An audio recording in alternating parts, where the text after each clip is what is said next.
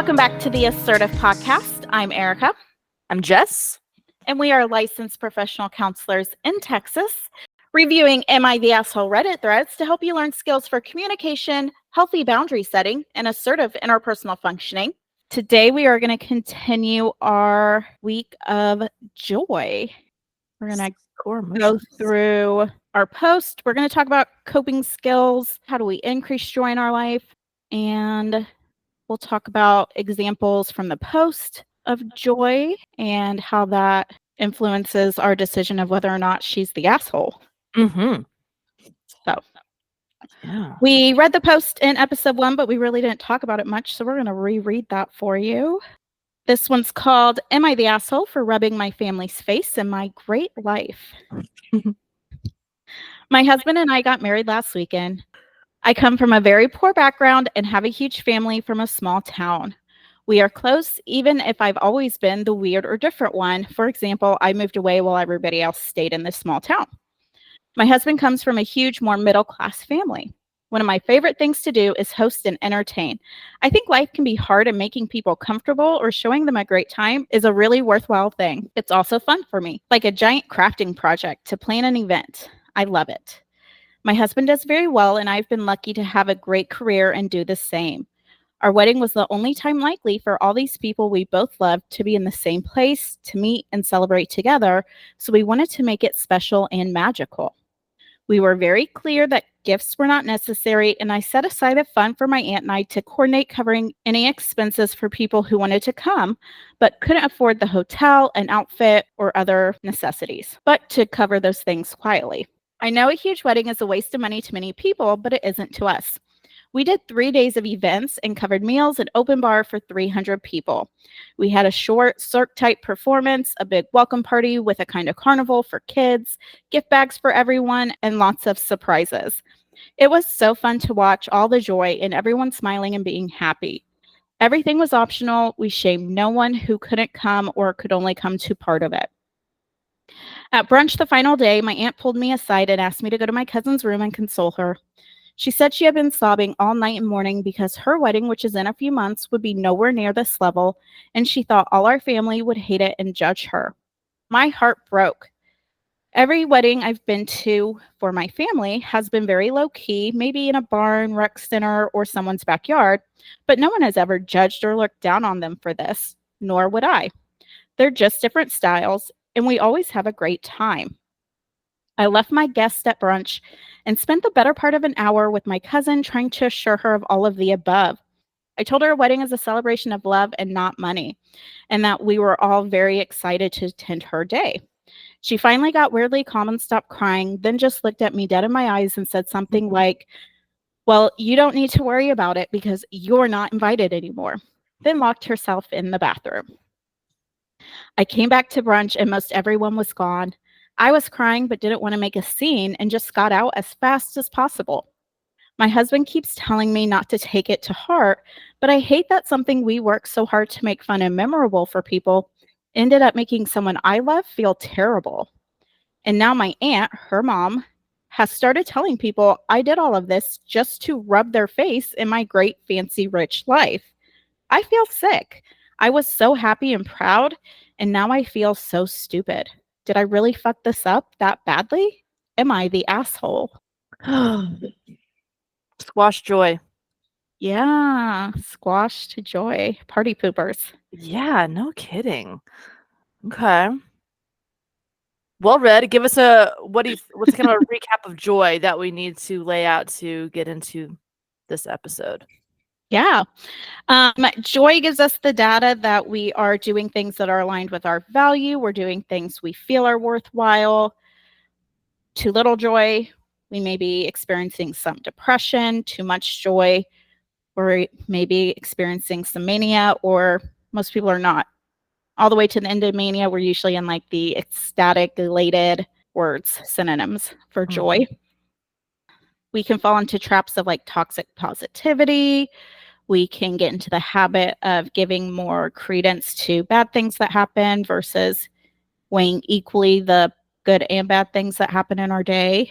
Sometimes it's appropriate to feel sad and depressed. Sometimes that's just what life is giving us at the moment. Sometimes it's okay to feel ecstatic, and life is giving us that at the moment. Hedonic effect says our system is going to readjust. It always aims for homeostasis, so it's going to bring us back to a baseline, and things will feel quote unquote normal after a while. We'll get kind of used to whatever period we're in. Yeah. Okay. So the point of joy is to tell us when we're spending our time in alignment with ways that are important to us. Mm-hmm. So kind of like diving in, I want to talk about like delight and gratitude list also, but I'd like to start off with like values. What do you talk to your clients about with values? I say values are basically kind of a unit of measurement of different aspects of life. In therapy, we do an activity called a value sort. So we have a list of, I think my list has over 100 values. A lot of them are synonyms, but people apply different connotations to different words. Yeah. And so that's why they're kind of in there like that. And so basically, when we're thinking about value, we're basically sorting like what brings us the most joy, satisfaction, makes us feel worthwhile, um, and what doesn't. What maybe doesn't need our energy. And then I also tell them that some of our values are probably going to be pretty constant. Mm. Some of our values are going to change, right? Like right Yeah. now, parenting's not a high value for me. I don't have Mm. kids. If I ever have a kid, I bet parenting would move up or at least make the Right. list. We hope so. We hope so. We would hope so. Yeah. Yeah. So like there's a modality in therapy called acceptance commitment therapy, which ACT is the acronym. Mhm. That's some of what I say too. I said the tenets of ACT is that the more time you spend doing things that you love, the happier you're going to be. So we're going to try to figure out what you love. And so yes, and they do. I think mine has 82 values on it, and we just whittle it down. How many do you? I do like top 5 with clients. Top 5 values. What do you? How many do you do with them? I think I do top 5 too. Top 5. Okay. I think we do top 5. Usually I'll ask them if we don't complete it all in one session, which sometimes we don't. Yeah, it can be time consuming. I have them like do top 10, but then we kind of focus on top 5 usually for therapeutic goals, because working towards like incorporating 10 value congruent things in your life is probably a lot harder and time Yeah. consuming. But I Yeah. am always curious to know like Yeah. what's kind of in your top 10. I did too. I'm like, hey, take a little screenshot of your top 10 just in case you want to revisit it. But I said too, there's only so many hours in the day, right? So we have to kind of strategize how we spend our time. The more narrow the list is, the easier it's going to be to make decisions. So, Mhm. so for listeners to kind of get a framework, what you can do is you can literally just Google list of values. There'd be a bajillion of them. Mhm. And I think doing this in the context of session is helpful because it'd be overwhelming. So I have my 82 list and I say, okay, client, imagine yourself in a place where you're alone. You're totally unsupervised, you're unobserved. This is you in your most authentic space. This is not a place of who you wish you were. This is not who your parents raised you to be, what your partner's demanding of you. This is you and your most raw essence, what's most meaningful to you. And so I say, these are your list of values. These are words that you have emotional connotation to. They can mean whatever you want to them. You have 82. You get to get these down to your top 50. So it takes them 20 minutes and they're huffing and puffing and they're all agitated. Then they say, okay, and top 50. And then I say, okay, how was that? They check in. How difficult was that? I said, okay, we're going to recenter. You are alone. You are unobserved. You are in your most authentic self. These are no one else's expectations. You have your top 50. Get them down to 25. Same thing too, huffing and puffing. We repeat this till we get down to then we go to top 10 and then we go to top 5. And I say, okay, these are your top values. And then I Mm. say, for each of these top values, we have to figure out what makes you feel like you're doing that thing, right? So I have them listed here on a sticky note. Mine are fun, home, intimacy, security, and self-esteem. So I'll Hmm. say for fun, I'll say for me, these are all synonyms. Humor, adventure, novelty, and playfulness. So like for me, like planning a trip would hit that for fun. I may not be actively doing the trip, but that would check that box. For home, I might like to sweep my house. Again, not the most crazy thing to do in the world, but when I say I'm sweeping because I love my home and my home is important to me, that gives Mm. some greater context for that chore. So now I'm not just doing chores, I'm living congruently with my values. So for listeners, Google a ACT value list. If you need somebody to walk you through it, but get your top 5. And this cannot be it has to come from a place that is presently you and presently authentic. This cannot be aspirational self or things that Mhm. you're working on. And so then their homework assignment is say each of these top 5 values have to come up with 3 things that make you feel like you're living your values. Yeah. That's how I talk through that. I will say you do have to have a certain level of awareness, and I don't wanna Yeah. the only word that's really coming to my mind is, like, a certain level of health, right? Mhm. Nobody's, like, perfectly healthy, Right. but if you are involved in, like, an addictive process, so if you're an alcoholic, you're not really working towards any of your values because you have this chemical imbalance caused by the addiction that's Right. bumping everything down the list. Whatever you're addicted to is your number 1. Yeah, so if you're not gonna if you're valuing privacy, it's because your addiction wants you to be left alone. That's Yep. alcoholism choosing your values. That's not Yes. you. Yeah. Yeah, So if we're involved in, like, addictive processes or things like that, we do need to get those under control a bit. absolutely. Um, don't have to be perfect. I would say let's try and get maybe 30 days sobriety at the minimum. That's reasonable. That's Um, reasonable. because that's going to make it easier for you to tap into your true authentic self. Also, if you really have no idea who your true authentic self is, this may need to be postponed. Maybe you do a little Absolutely. bit of therapy, get in touch with who you are, start identifying what am I doing? What do I do in my day to day life because this is what people expect of me versus what am I doing because I actually want to do it? Yep. Yep. And I've Starts read to up on help you that whittle through. Yeah. of kind of being like, I don't even know who I am without validation from other people, so I can't do this activity. I'm like, that's probably fair. Let's start off with what you like to do when you were a little kid, or like it does Yeah. take, or when we were working with eating disorders, I'm like, your Yep. body image issue cannot pick your values for you, right? So self control does not mean to you what it means to other people. That means restriction, right? It's like you're absolutely right. You need to be in a good headspace to do the values. And like you said, I said it's kind of like a personality test, right? Depending on the state of mind I'm in and what's going on in life, I might value different things. And if Mhm. things change, this doesn't have to be a stagnant list. You can revisit this every 6 months, Yeah. and see what that's like. Do you know your top five values? I don't off the top. If I like pulled up the list, I could probably pick them Mhm. out. Um, generally speaking, connection. Yeah. Connection for me is like family, friends, love, belonging. All of those to me Mhm. kind of go under that synonym of connection. Yeah, that's meant for intimacy. Hmm. Wisdom, which to me is like learning, but also practical application of what I know. So it's Mm. not just like acquiring knowledge, it's effectively using it. To me is Yeah. maybe how I determine wisdom, and that's maybe something we didn't talk about, like, it's your definition. Sometimes people will say, like, "When you say this, are you referring to this or to this?" And I was like, "When you say that, what are you referring to? Because that's what it means. These are your values. It means what you think it means, Yeah. not what it means to other people." Mhm. Authenticity, That's a which good for one. me encompasses not just like being myself, but I think being authentic to myself is treating myself with love, kindness, respect, and all of Mm. that.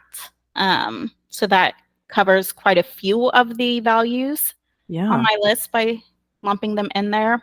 And then security. Security is probably not 4. For me, security is probably more like 2. Oh, security is on mine too. Yeah, it's Yeah. connection, security, authenticity, knowledge. In If I'm orders of like thinking of, priority. yeah. Okay. And what did And security then mean to you? Security meant security means everything from like feeling safe, like physically, emotionally, mentally safe, making sure my mind's a safe place for me and I'm not over critiquing myself or shaming myself. Also means financial security and safety yeah. and having like financial needs met and having access to healthcare and making sure I can get medicine if I'm sick. Things like all of that for me is encompassed under safety. So like work would probably go under safety. Mm-hmm. Efficiency is definitely in my top 5. Oh, If workplaces are not efficient, I get so yeah. irritated. I'm like, the way we are doing this is hard and it doesn't make any fucking sense. I love efficiency games. I'm all about that too. Yeah, really fun. I like making systems. Yeah. Yeah. Okay. So efficiency was your fifth one. Hmm. So I would Yeah. say those are my top.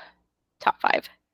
That makes sense. Mine were, yeah, fun, which I meant was like, laughing, adventure, novelty, and playfulness. Home, which is a general place of just where I can go to have solitude. It's where my plants are. It's a place of peace, comfort, cleanliness, and then I like it like decorated and put together. Like I want my home to Mm, have like a whole vibe. Intimacy, which is kind of your connection. It just meant a deep connection and strong relationships that applies both. Like I want to feel connected like to my clients, and then also that like romantic relationships and my family and friends. Security was also one. So for me, that meant like financial, having trust in my relationships. It also meant having plans for the future and just kind of feeling cared for by my people. And then self-esteem was a big one for me because I just have a hard time enjoying life when I don't like myself. So for mm, me, functions of self-esteem were like fitness, moderation, and growth were what gotcha. accompanied that. Okay. So That yeah. one's kind of similar to my authenticity. Yeah, that like Yeah. acceptance of self. And I like wisdom, how you apply that. That you're basically saying, I want to make good adulting decisions because I know better. I need to do better. Like, yeah, that's a good Basically. one. I Yeah. like that. I think a lot of ours are the same. Yeah, which I makes sense. think, We're like the same age, similar life stage, same job. We have a lot in yeah, common. we're friends. We're friends. We like each other. Yeah, so that makes sense. We share some Yeah. values. Yeah. And even and like I think like say because on the surface, like your quality of wisdom, like that can be really helpful for problem solving. So, say that we get a flat tire, right? What I think would be easy to say, well, this is not a joyful moment. But when we lean into wisdom of saying, like, I've learned how to change a flat tire, I get to do something that implements some wisdom that can, Mhm. even though it was an unpleasant experience, it can still be a values congruent way to respond to that. Yeah. And so I think that's why I literally have my values on a sticky note. I have for years. It's on my computer. I have them memorized. I tell clients to do the same thing. But I think values congruent is noticing that fork in the road and choosing to be intentional about something. Mhm. Yeah. So if so again, my value is home. That comes like cleanliness is one of those things. So when I get to choose, do I watch TV or do I go do laundry? I say I'm going to do laundry because that's aligned with my values of having like a clean home and it makes me feel secure and at peace. Or TV is just numbing out. Both of them feel kind of busy work, but Yeah. like by me being intentional, I find laundry a lot more satisfying because I know that I value home. And it's like it has a bigger function to it. And Erica's face is like, the fuck ever, okay. But like I think that really, because I was living in a place where I was super isolated, didn't know anybody, I was Yeah. alone, and so I was like, I have to figure out how to be happy here. That's So that's what fair. so when clients say, I'll be happy when XYZ changes, I know from experience that does not need to be the case. Mhm. You can, I mean, there's certain safe, like, of course, there's hardship and suffering and safety things that need to, Yeah. basic needs. But assuming those are met, like, you can choose to be happy wherever. You can be joyful cleaning your floor. It's possible. I know that because I've done it and didn't used to value that. And so Yeah. I think it's really like a key to joy is just when you find yourself in a moment of unstructured time, just Mhm. making a decision that's going to lead that way. And I think, Yeah. that joyful sensation is energizing. So again, the more that you do that's values congruent, I think the more momentum you get to do more values congruent things. And that can Yeah. snowball into feeling happier. Yeah. That's very true. When you were talking about changing the tire, I was like, to me, I would probably put that under efficiency because it'd be like, how quickly can I Oh, change this? right. Yeah. Well, did I Or do like, this? my GPS Yeah. says 20 minutes. I bet I could get there in 15. Yeah, and I say too, people are like, well, like some of these activities hit, they can apply to a Multiple. lot of Yeah. values. I'm like, that's even better, man. Like the more, so like, might say that I'm having intimacy and fun. I'm having people over and I'm hosting them at my house. That is going to check, fun, home, intimacy. That's a lot of different things that are going on Yeah. there. So like, it's great to have Hmm. double hitters on that. If you think about joy as a unit of measurement, the more values you're incorporating into the activity, the more units of joy you're probably going to gain from that activity. Yeah. So, vacuuming your house or doing your laundry is maybe going to give you 1 unit of joy. Mhm. Doing that, then having people over and entertaining is probably giving you 2 or 3 more units of joy. Your day had way more units of joy than if you had simply vacuumed and then watched TV. Oh, yeah, that's so true in terms of like I like the metric based Yeah, framework of that. I can see that being. Yeah, and I think it's just a way of just finding a deeper level of meaning in a lot of things that we do feel trivial, y- you that's know? fair. And I think putting bigger meaning on stuff can feel really satisfying. But How do you navigate that from maybe like the toxic positivity or maybe like gaslighting Mhm. yourself into saying, I really enjoy laundry. Well, I don't enjoy laundry. Like I do it because I do need to do it. Yeah. Um, and so you're saying like for you that falls into home. And for me, I'm like, could I tell myself this is fitting with my values? And if I'm being authentic to myself, no. No, you I couldn't. love when my clients no show me because that's when I clean my house. You no show me, Oh, you're getting charged and I'm getting paid to go clean my house. which and again, because you're choosing to be I think what I fall So that falls into into maybe efficiency for me. Like, oh, a moment I'm of getting paid. I extra should do time. something productive. Yeah. I think a pitfall to that can be that productivity guilt that like, oh, I always need to be doing something meaningful. I think Yeah. that can be the trap I fall into. The remedy to that is I really like the idea of like the future self where doing something takes more energy than doing nothing, of course. So there's times where like I am just not in the mood to clean the house. Like that is just absolute fact. But I have enough trust in future Jess that at one point she's not going to mind doing laundry so much. So I'm going to wait for her Oh, to be ready because I know that I can trust her. Because again, this is over time. I've learned to know that if I put something, I'm not going to put something off to the point that damages her. I've learned that I can trust myself. So it's basically this tandem between Jess of the present, setting up Jess of the future for future success, but also Jess the present doesn't have to force anything because Jess the future eventually is going to take care of it. It's kind of how I frame it. So I don't feel like doing the dishes right now. That would be unpleasant. Maybe I'll do them tomorrow. At some point, I'm going to just kind of, like you said, low activation energy. I'm just going to kind of do it without thinking about it. So I'm going to wait for that time because nothing was really that important that needs to be done right this very second. Very few things yeah. are. So that's kind of my remedy is just I kind of lean into that future self. I have to talk about clients too of like, you can trust that. But that can be a difficult concept for people who already don't have pretty good self-care, I think, Hmm. or high, like kind of self-efficacy. Yeah. Or they put too much on future self. I fall into that sometimes. I'd be like, that's Tuesday's problem. That is not today's problem. But then Yeah. Tuesday has, unexpected things pop up and probably could have utilized that Saturday time to maybe take one or two things off of Tuesday's list. You're like, Jess of the past is a real bitch. She's so selfish. I'm just thinking about herself. Yeah. And there are times Yeah. like I think especially with meal prepping, I tend to do this where like I don't Mm. want to take 2 hours. And it's on a Sunday. I know I'm not gonna have that chunk of time, but I can say, you know what? Jess of the future, it's almost like having a relationship with myself. Jess of the future is gonna really appreciate when she gets to open the fridge and there's food in there. So I'm not loving the idea of that, but I'll do it for Jess of the future to make her happy. And then it's so cheesy. Ah, So the next day, Jess who is now the president will open the door and I'll see the food and I'll say, Jess of the past, you son of a bitch, you knew just what I wanted. And it's like a joke, but I'll literally give myself like kudos to like thank you for taking care of me, you know. I Which love again, that. yeah, I think that's probably obviously I think the average client doesn't come in like equipped with stuff like that. But Yeah. I do a lot to like kind of balance those values and then like kind of assessing pressure I'm putting Hmm. on myself. But I Yeah. like that. That's kind of, and I literally will like talk to myself in that way. I think even this is maybe a few steps further and would probably take more practice and more skill building, Mm. but even giving compassion. So, like for me, it's looking back and say, you know what? Today's me has a lot of shit to do, but you know what? Saturday, you really needed that day. And that's okay. Yeah. I hate that I have to get so much done today, but I can actually do this. It's not going to kill me. Totally. Yeah. I'm just going to Yeah. have a really busy and hectic day. And that's okay. Yeah. I generally assume that I've done my best. Even if my best is kind of shitty, it's probably still my best that day. Most people don't say I'm purposely not putting any effort in today. I think that very rarely happens. Usually, and sometimes my best is laying in bed all day, but that's okay. And then I get Yeah. to trust future Jess that her best is going to be kicking ass one day, and yeah, that practicing compassion, that's a really good point. That's Yeah. necessary for the future self. Hmm. Yeah. Mhm. I see values in the post. So she's saying, one of my Yeah. favorite things to do is host and entertain. And I think life can be hard, and making people comfortable or showing them a great time is a really worthwhile thing.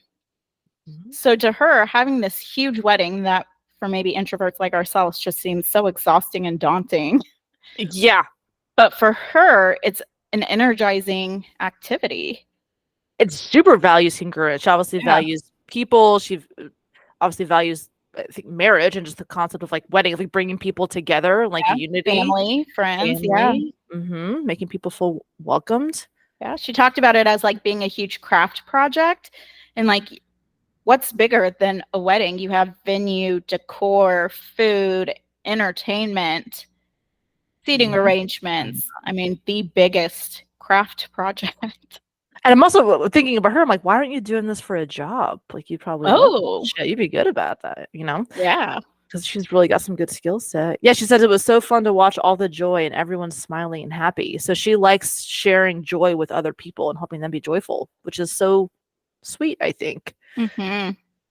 And I think I like that she's even framed it, because I like how I don't think the average person is framing wedding planning as a craft project, right? But I No. think, so it's back to that question, like, what is it about this that you enjoy? Like that's a Hmm. transferable concept. She's found continuities between crafts and like event planning. So like these might be hobbies that she would have not known about has she not been open to some kind of transferable skills there, you know? Yeah. I love that she's just living her best values congruent life. This is kind of the epitome of her values expression, and then somebody just comes over and shits all over it. Yeah. Oh, that sucks. Yeah. Well, even she's saying we are clear that like gifts were not necessary. She set aside funds for people. So I think even if she valued courtesy, kindness, unconditional positive regard is kind of what I'm thinking of with this, of just Ooh. accepting people as they are. She's like, we just want you as you are, and we want to help you get here because it is so important for you to be here.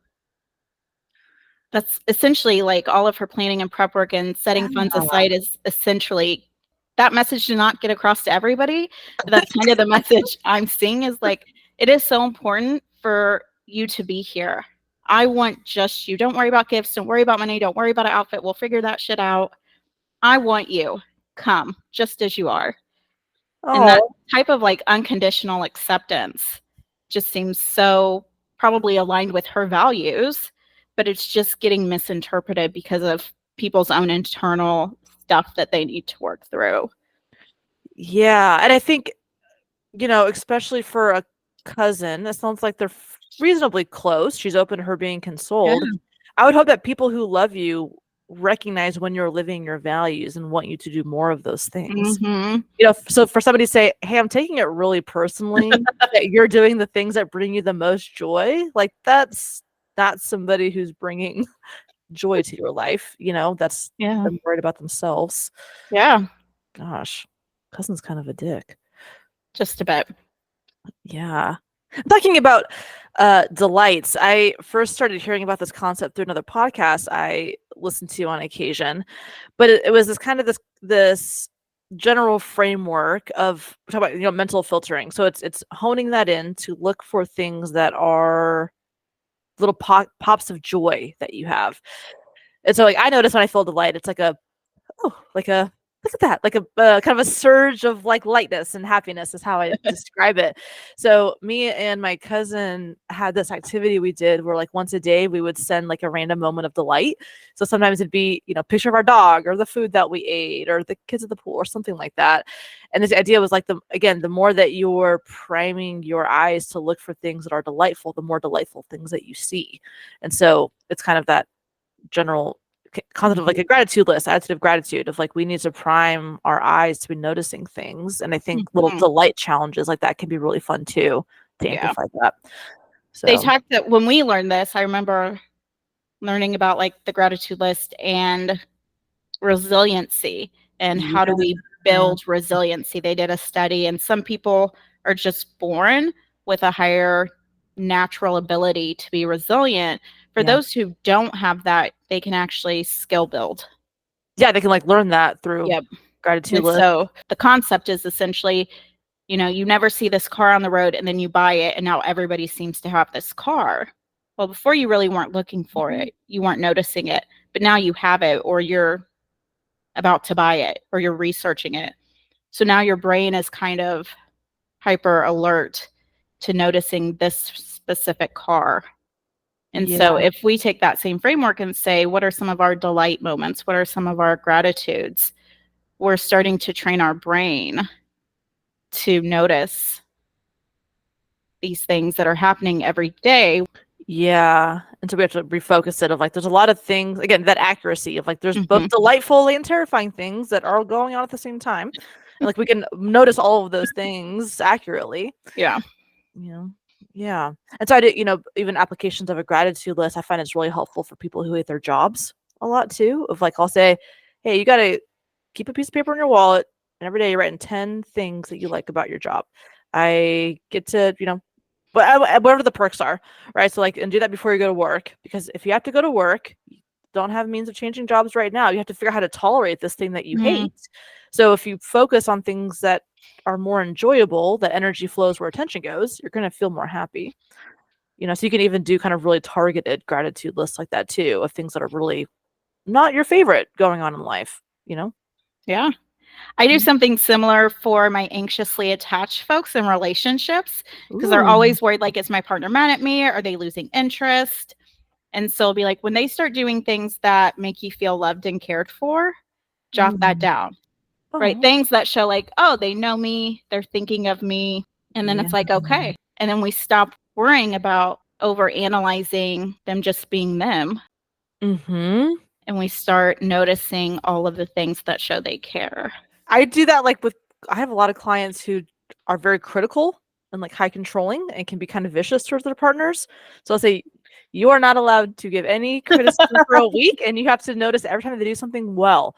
And then when you come back to session, I want you to tell me 3 things they've done every day that were things that you appreciated, because you are ripping them apart, and I'm sure they're doing a lot of things right." So, like, the same kind of concept of, like, okay, if I Yeah. cannot s nobody's I mean, very few people are monsters, right? I really believe most people are decent people, especially if they're our partners. We probably selected them because they're decent people. So we want to remember that we like them, and that can be Yeah. hard to do when like contempt or anxiety is clouding Mhm. that. What about, we talk about the skill of like opposite to emotion, especially when Yeah. we're feeling depressed. We have like depression, but a lack of joy. How do you teach that skill? Teach us about opposite to emotion. Yes. You don't feel like being delighted and in gratitude. Yes. So we didn't necessarily talk about this in Tuesday's episode, but usually each emotion prompts us to do something. Mm, So with joy, we tend to engage more in that particular activity. When mhm, we're depressed, the opposite is happening and we're disengaging from things. And mm, so, opposite to emotion is simply noting when I feel this, these are my usual go to activities. And then mhm, we say, are these adaptive activities? Are these like helping me in this moment or are these harming me? So, if I'm feeling depressed and I'm withdrawing, is that helping you? Well, no, because I feel isolated and then I'm isolating myself. Okay, what could we do? Let's phone a friend. Let's write a blog. Let's do something that makes you feel like you're engaging. Run an errand, go to the store. You don't really have to interact with people, but mm, you're getting out of the house. yeah. You notice, like, are my curtains drawn a lot? I have a client where, like, every session we start, I'm like, it looks dark as fuck. Open your curtains. It is the daytime. Open your curtains, please. Yeah, God, being in a dark house is so depressing to me. Yeah. Yeah. Yeah. And so noticing what our normal motivation activity is, determining does this help me stop feeling a way I don't want to feel? Is Yeah. this healthy? We kind of have to assess first, like, is this even healthy? Some things are healthy. Yeah. So it's like, okay, I this love is that. healthy. And then if it's not, what's something else we could do? What would be the opposite?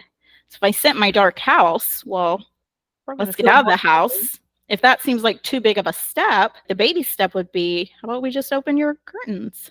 And I Yeah. told this client, like, you don't even have to open the blinds. It was like room darkening curtains. I was like, you don't even have to open the blinds. Just open the curtains. Nobody has to look in. Yeah, and I think even taking that little action of, like, that moment of choosing to do something other than how you feel, I think that can get some positive momentum because it's taking an active step to care for yourself, Mm-hmm. which I think can feel good and empowering. Yep. Man, and I like, so you too, so you're also saying, like, it sounds like with your clients, you guys are making a plan, a depression response Management, plan yeah. before we're actually having to have these actions come up. So you're saying, hey, what's your MO when you feel this way? Okay, let's have a plan, because when you're depressed, you don't feel like doing anything. And Yep. I say this on this podcast. It sounds crass. I tell my clients I'm going to cuss, but I say, fuck how you feel. Do what you say you're going to do. Right. So when you're depressed, if you come up with this plan and you have this calendar, there's no mental back and forth that has to go on. You are turning your brain off and you are just going where your feet are supposed to go. And eventually you will stop feeling depressed. But it's hard because depression tells you to do the opposite of that. So I love the Yeah. idea of just having like a plan of like, I don't need to figure this out right now. There's no mental energy that's gone into this. I just need to follow through with what I've already thought through. Mm-hmm. That's a great idea. Yep. And sometimes it's if they're too far into depression, I'm just noticing. Like with that one, I'm like, it's always so dark. Like, do you have lights on? Yeah. Taking Yeah. just like little steps and kind of figuring out, or I think that's one thing that therapy is great for, because if we're isolating, our friends aren't there to kind of notice what we do. They may notice we go off the grid, and Mhm. they think they're being a good friend by letting you have that space. Right, but really you're just being kind of left alone and you don't have accountability or somebody to have kind of eyes on what Mm-hmm. you're doing. I think it's a Yeah. one cool benefit of telehealth too, not to be creepy, but I'm like, I can notice people's backgrounds and like notice, what their homes are like, which if they came Mm-hmm. to my office, I would get no insight into that. Yep. So that's another benefit too. Similar to that, kind of opposite to emotions, sometimes we think we want somebody else to take a specific action. And so we're doing something. Manipulation sounds like a negative word, but We're trying to get we're a need met through trying to something. get a need met. So that would be like we want to feel loved and cared about. So we storm off and slam our door because we want somebody to come in and check Mm-hmm. on us. That's pretty moot congruent. You're trying to get that need met. It would probably work more effectively than them trying to read your mind. You just going up to them and saying, I'm feeling rejected, or I'm feeling uncared for. Can we Mm. watch a movie together? You see so many things that you say. I'm like, oh, that's so, oh. There's so many little things. I don't know why he was doing that when you talk. Oh, I want to watch a movie. Yeah, it's so nice. So it's even having that communication plan of like, is the actions that you're taking getting you the outcome that you want? In Mm-hmm. that situation, probably not. So we need to remedy that with some direct communication and like emotional intelligence. Yeah. Mm-hmm. So that's kind of opposite to need being met. Kind of made up that skill, but Yeah. it's like the same framework, same thought process. But Yeah. yeah. Even like literally opposite to emotion. Like if I feel sad, do something that makes you laugh. Because even like Yeah. our nonverbal, like the physical experience of laughing, it makes us feel happier. It's like a nonverbal expression. So it's that biofeedback loop impacts our emotions. So if I Mm-hmm. just change the facial expressions I'm making, that gives a response to my brain. Yeah. So I'm like, what's something funny? Go watch a show that you wanted to watch. What's the dad joke that you like? Yeah. It's like I'm feeling sad, so I'm going to listen to my sad mood playlist. I was like Probably with a gonna feel bunch of more sad sad. songs. Yeah. And again, if we have a hard time tolerating the emotion of sadness, sometimes indoctrinating ourselves so we know that we're survived, that's okay. But generally, wallowing in self pity rarely is productive. So Mm-hmm. we don't have to sit in that for too long. Yeah. I know a few people who struggle to allow themselves to feel sad. And it's kind of that Mm. worry that I'm never going to stop feeling sad. Or if I start crying, I will never stop. Oh, So this is they cool. find a reason to cry. So they'll watch a specific episode of a show that always makes them cry. Where someone maybe a month ago messaged me, like, yeah, I need a good cry. I think I'm going to watch The Notebook. It's this way of like having to like inflict catharsis on yourself. Yes. Which I'm like, I'm just gonna go like really be really sad in the shower for a little bit. It's kind of like cry out. And I'm like, oh, all right, got it. Yeah. Yeah. I think that's one of the like I've experienced this also, but I've heard clients say sometimes when they start antidepressants, they're like, I can't evoke emotion in myself. Like I can't will myself to feel sad. It's almost like it like voluntarily numbs you out. So like Yeah. I just kind of like I really just feel like I need to cry, but I just can't cry. I'm just really trying to cry. So I know it's a lot of when people start taking antidepressant medicines, it can feel kind of numbing because they can't Yep. inflict that sorrow on themselves that they're used to doing. Mm-hmm. It's Yeah. interesting. Sometimes I reframe that into this normally makes you cry, but do you think it's something sad enough that you would cry?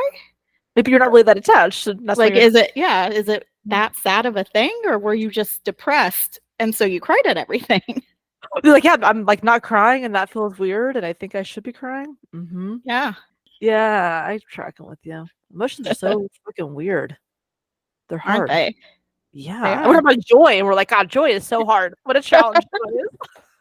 Wait till we hit the other 5 guys. Oh my gosh, I know. So bringing it back to the post, if the Yes. author I guess we did you could pick your poison. You can choose Yeah. if the author was your client or if the cousin who is throwing herself a pity party is your client. How would you walk them through this joyful disruption? Want me to do both? Whatever you yeah, dealer's choice, you decide. Do whatever's congruent with your values. Doing everything, because that's more efficient. Do it then, do it. Doing it all and doing it my way. No. Uh, Uh, if the author was my client, I would probably go from a place of value identification. This is a large group, so I would say how many people felt this organically versus how many people felt this because your aunt whispered it in their ear. mhm. And then also, what was your intent? Was your intent to do this? No.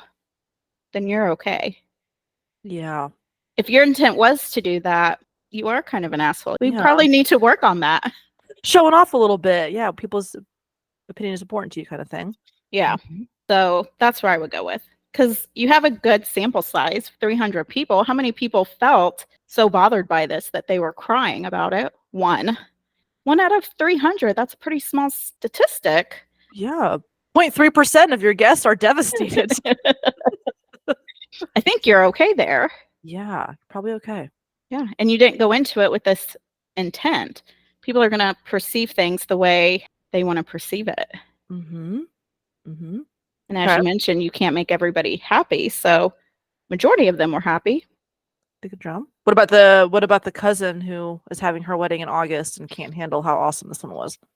Buzz Killington will call her. For her, I think we would look at validation, like what the wedding means to her. Is this a time to show off, or is this just a time to marry the person you love? Like, what's the intent of your wedding? Mm, But like that comparison game, I feel like kills us. And I think yeah. this comparison game on social media is like day one. Whose baby announcement was better? Yeah. Whose gender reveal was better? Gross. I Yeah. just hate yeah, all of that. I'm just yeah. And so we Mm, have to work on, again, we refocused it like, what are your values? And is being better than other people in one of your top 5 values? And is that the type of person you want to be? If it is, okay. Like if yeah. you want to play the game, you have to accept you're going to lose some. I guess I wouldn't really like I had a client we're talking today about like what were we calling it? But like basically value judgments or some kind of like moral appraisal.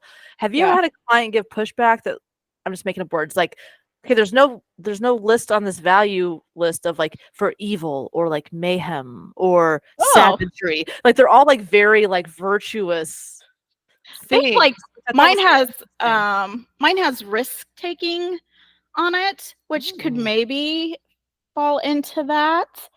Um, power, which I think for some people can be mhm. deviated a little bit and have some malevolence to it.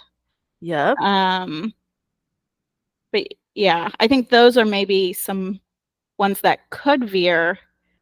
Independence sometimes has some Like the negative connotation selfishness. to it. Yeah.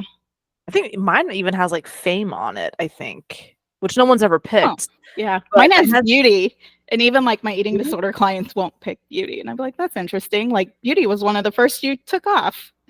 Yeah, which, like, then I'm, like but obviously if I don't think that I'm, like so, yeah, for me yeah, I don't know, we find workarounds for stuff, like, Yeah. I've had clients get really disturbed by the values that they picked because, like, this is not who I thought I was. I don't like that like, I had a client pick power, like, it's really disturbing to me that I picked that one, that's not who I thought that I was.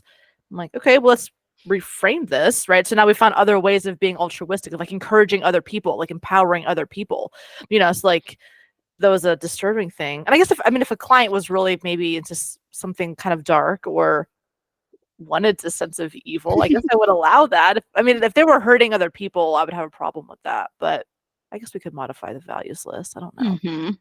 But and so I think, and I, so yes, the cousin, that's a really good point about she's playing that comparison game. If you're going to do that, that's probably going to get your feelings hurt.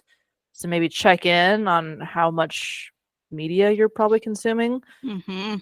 And then for the author, you'd say, dude, you were doing something that you loved. You can't please everybody. The vast majority of the people know you well and probably know your intentions and probably had a Yeah. lovely time. So Yeah. again, that mental filtering, focus on the majority. Don't kind of skew the focus towards the outliers that are Yeah. very negative.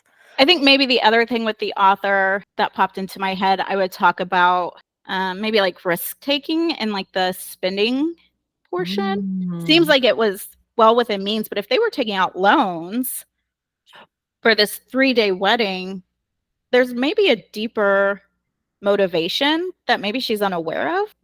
Whereas your cousin's staying within her budget. Hmm. And so she's being like fiscally responsible, whereas you're taking out a loan for a 3-day event.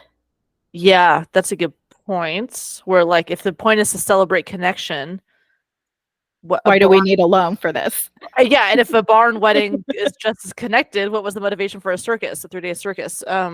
Yes, so maybe checking her a little bit on like how authentic she's being with herself. Was this really Mm-hmm. about hosting, or was there other? Were you also wanting to be perceived a certain way? Yep. Because if one person's negativity jars you that much, that might make me think that that's not really tethered to values Yeah. as much. But it's an interesting one. It sounds like a super fun wedding. You show up and be like, oh my god, there's like freaking trapeze artists and giraffes here and shit. Holy wow, it's a lot. So, in conclusion, who do you think is the asshole? I would say cousin is the asshole Mhm. for a couple of reasons. One, I think she probably could have waited until after the wedding versus pulling her from an event where she's supposed to be kind of hosting and people expect to see her. Yeah. She disappeared for an hour to go tend to your emotional needs and help you regulate. Yeah. So I think that's a bit assholey. There was maybe a better time and place. So it sounds like she has trouble regulating and managing her emotions there. Mhm. I think Ant's an asshole for trash talking. Those are like my for sure assholes. On the surface, I don't think the author is an asshole. If there were maybe some intentions of a little bit of showing off, or maybe we're not being as financially responsible as what we should be, I might throw her into a slight asshole. But from this, she's doing things that are aligned with her values, Mhm. and you can't please everybody. So I think she's okay. I don't think she did anything wrong. I think one of her last lines was, did I like really fuck up this badly? I don't think you did. I Yeah. think you went into this with good intentions. I think maybe you missed understanding how others might perceive this. Yeah. What I are think your thoughts? I agree with all that. I think the cousin is the asshole. I also think it's really shitty to cry for an hour and then just passive aggressive, like, switch to the psycho mode and be like, you're not invited anyway, and then just lock yourself in the room. I think that's really childish and manipulative also. And yeah, and yeah, I have a hard time because again, I don't fuck with the social media, so the whole like really focused on image is not something I have a hard time respecting that. I know that's judgmental, but I would have a really hard time kind of tolerating her sobbing over people not thinking her weddings is cool because I feel like that just is not something I personally value. But Yeah. I think that's kind of crappy to make somebody feel bad because you feel bad. That's Hmm. I think that's wanting somebody to change how she feels. Like, Yeah. and there's really a rock and a hard place. Like, what's she gonna do to fix that? So, okay, yeah, never mind. The rest of the day is canceled. Like, what is she gonna do? Yeah. You're not putting in her position to really be able to change how you feel. You're just making her Yeah. feel like shit. Or You throw a know? bunch of money at you so you can up your wedding. Yeah, like what are you asking for here? So I just think that was if she had I don't think she needed to talk to the author about that. I think that she felt some kind of insecurity. She could have talked to her future husband or her own family, but I do not think that the author was positioned to really make things better for her. That's So I don't yeah. And talking about um in season one, we were talking about kind of aces and their places and like knowing who's on your bench, and Mhm. if I was the author, I might say like, I don't know that your aunt is super reliable. She kind of talks shit about you. Like you might need to reassess the level of reliance you put on her in the future, and maybe just kind of checking in on who's on our support system and do we want to continue using them in that way. Yeah, I think that's a good point. Yeah. Speaking to maybe the general focus of assertiveness, I think if the cousin did have certain feelings, there is a time and a place to communicate those and to say those in a non passive aggressive way and to be more assertive with, I feel concerned that Mhm. my wedding is going to be looked down on after people have seen your wedding. Mhm. I feel nervous. I feel self conscious going into my big day. Right. There's a way to just communicate that. And maybe, the bride couldn't do anything with it, but she could do some validation skills and say, I Yeah. understand that makes a lot of sense. I'm sorry this had that effect on you. That wasn't my intent. Mhm. Is there anything I can do to help or to make this better? So I think Yeah. there's a place for some communication there to assertively do that. Yeah. I also think the bride could have maybe set some boundaries around that conversation and Mhm. come in and heard the concern and say, I am so sorry you're upset. I really want to talk to you about this. This is important for me to have this conversation. Now is not the time. I'm supposed to be hosting this. Yeah. When this is over and people leave, let's sit down so we don't feel rushed to have this conversation. That's Let's a great really idea. sit down and take some time. And I really want to hear your thoughts and feelings and have the space and time to give them the respect that they have. And I can't do that when I'm worried about getting back to my guests downstairs. I like it's even the aunt went out of her way to like pull her in there to be like, hey, can you come deal with her? It's like, why again, yeah, the aunt's not she does not need to have on deck for the support system. But that's a Yeah. really good point of like just because somebody else is in an emotional crisis doesn't mean you have to match that energy. And Yep. like a conversation can be delayed. It doesn't mean it's minimizing the importance of it. It just means, like you said, time and place. Yeah. And I think the author would have been in her total right to say, not the time nor the place. There's 200 people out there at brunch. Like, not a good time for this. Yeah. Yeah. Dang. So, Yeah. All right. So to recap, joy tells us that we're living in alignment with our values. Too much mhm, is mania. Not enough is depression. One of the ways to cultivate more joy is to identify our values, which you can do by Googling a list of values. We recommend getting a top 5 and then figuring out what activities help you live those values. And so being really intentional about engaging in that. Be aware of the hedonic effect. Nothing's going to make you happy for forever. You're going to have to be intentional to bring delight and cultivate gratitude and joy in your life. Um, and opposite to emotion, if you are inclined towards depression, it can be helpful to kind of come up with a plan before you feel that way so that your feet mhm, can follow your plan, um, and have good awareness of kind of the urges to movement that depression causes and whether or not that's mhm. healthy for you. Yeah. Good. All right. That's what we have for you guys. As always, we want to hear your thoughts, questions, concerns on joy or any of the other emotions. You can hit us up on Instagram. Assertive Podcast is our handle, or send an email to assertivepodcast@gmail.com. Mhm. All righty. Until next time.